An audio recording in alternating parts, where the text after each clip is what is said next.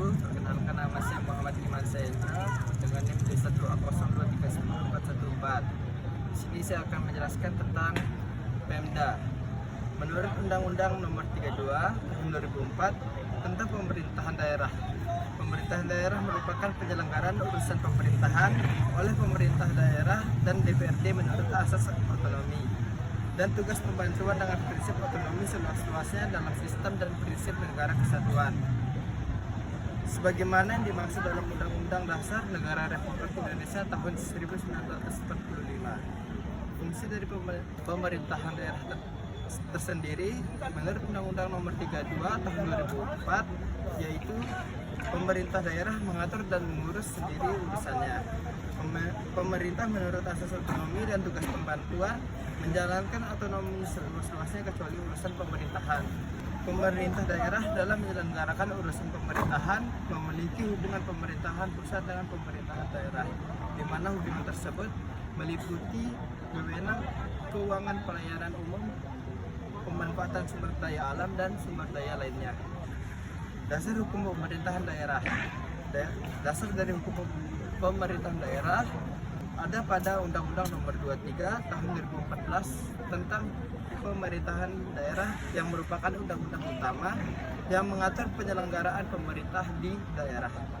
Undang-Undang Dasar Negara Republik Indonesia tahun 1945 terutama pasal 18 yang mengatur tentang pembagian kewenangan antara pemerintah pusat dan daerah. Yang ketiga, pembagian daerah administratif.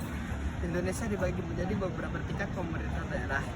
Tingkat daerah pemerintahan ada berupa provinsi yang merupakan pembagian administrasi tingkat pertama setelah negara yang dipimpin oleh gubernur.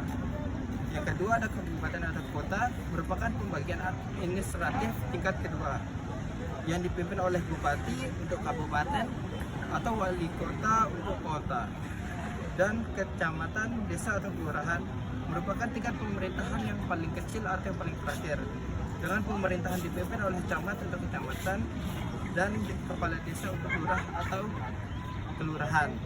Kewenangan pemerintah daerah. Pemerintah daerah memiliki kewenangan untuk mengatur dan mengurus berbagai urusan dalam berbagai faktor seperti pendidikan, kesehatan, infrastruktur sekolah, sosial dan ekonomi yang disesuaikan dengan kebutuhan dan kondisi daerah.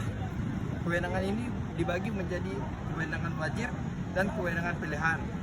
Kewenangan wajib adalah urusan yang harus dikerjakan oleh pemerintah daerah sesuai dengan ketentuan undang-undang, misalnya pada bidang pendidikan, kesehatan, dan infrastruktur. Kewenangan pilihan, urusan yang dapat dipilih oleh daerah sesuai dengan kemampuan dan kebutuhan daerah, seperti pengembangan budaya atau pariwisata.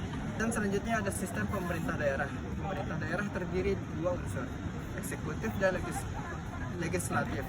Eksekutif adalah diwakili oleh kepala daerah, gubernur, bupati atau wali kota yang memimpin pelaksanaannya pemerintahan.